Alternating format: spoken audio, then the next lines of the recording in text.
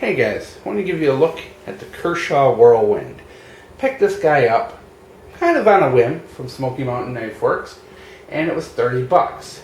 And the interesting thing about this knife is typically it's like $50. It never used to be $50. This knife, when they originally produced it, they produced it with 440A steel.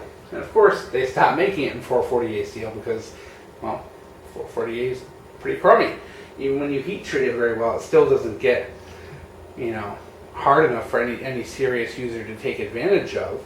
So nowadays they're making these out of that 14C28 Sandvik steel. And the other main reason why I purchased this knife is it is a made in the USA Kershaw. Ken Onion design. Gotta put my hand back here so you can see.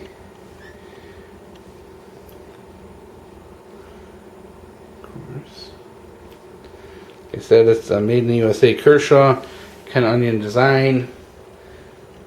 Of course, nothing wants to focus and work for me today, so we'll just shut that down and hope for the best here. Like I said, normally it's around $50, and I saw that it was 30 bucks for this particular model on Smoky Mountain Knife Works.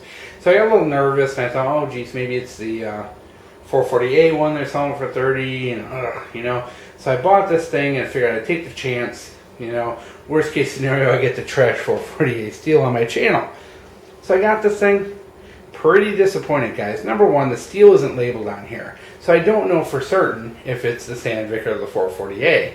Now, based on cutting performance, I'm saying it's the Sandvik because 440A would have dulled by now. Now, granted, I didn't do anything crazy with this, but I did pull out one of these buckthorn blocks that just seemed to be the bane of knife edges, and started doing a little whittling with it, and the edge held really nicely. So I don't think it's 440A. I think 440A would have not stood up to that. That buckthorn is pretty hard. So I think I solved that mystery. But you know what? I would have really liked it stamped on the blade. All the other Made in USA knives have that stamped right on there. It says Made in the USA. So this thing, I'm not even going to bother going over the stats, the weight, the length, and all that, because this thing's really a bit of a disappointment. It's a spring-assisted knife, but number one, like, the spring is way too strong for the knife. We'll zoom back out. Zoom out a little ways more. We'll get a better video. And you don't get much grip on this. It's actually very slick plastic. And there's a couple times where this thing almost kind of knocked itself out of my hand, because the handle is a very, very lightweight plastic, and I mean, you can see there, you almost kind of lose control of it. And there's like the liner in there is really super, super thin. You can see it. It's a super thin liner, and the liner lock over here is pretty thin. This thing, the balance on this is all off. It's all blade. So, of course, because there's no weight on the handle edge, this thing really, when you open it, that spring is too strong, and it does tend to get a little bit away from you, because this thing is slick as slick can be. You have anything on your hands, any oil or anything, this becomes really tough to hold on to while you open it. Thumb stud's not the greatest either, but yeah, kind of disappointing. Plus, I'll show you too, because the liners are so weak, you can actually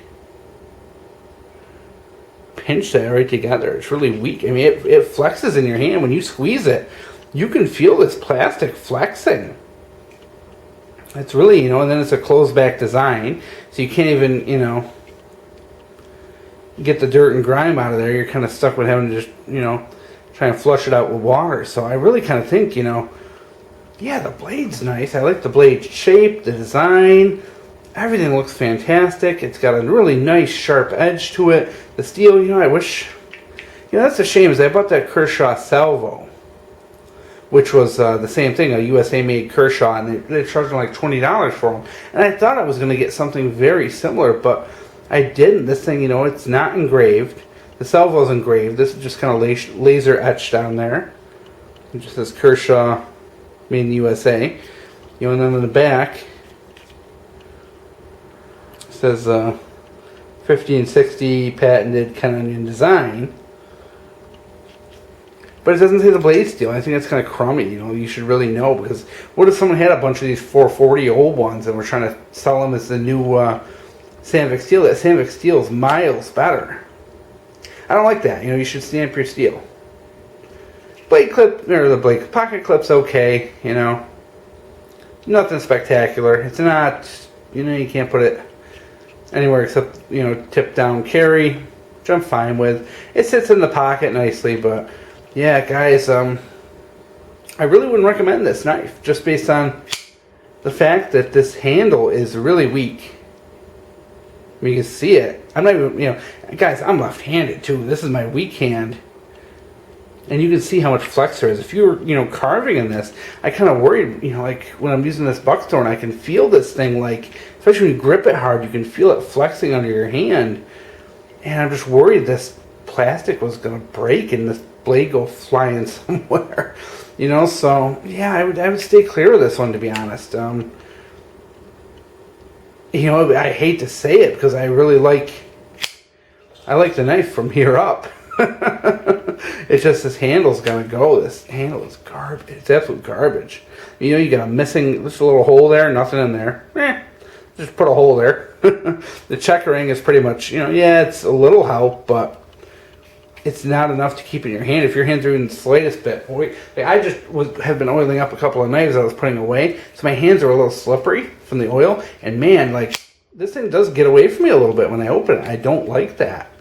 You know, versus some of the other knives, you know, they have an aggressive enough handle material that that isn't an issue. So, yeah, not a good Kershaw. This is probably my least favorite Kershaw of any of them.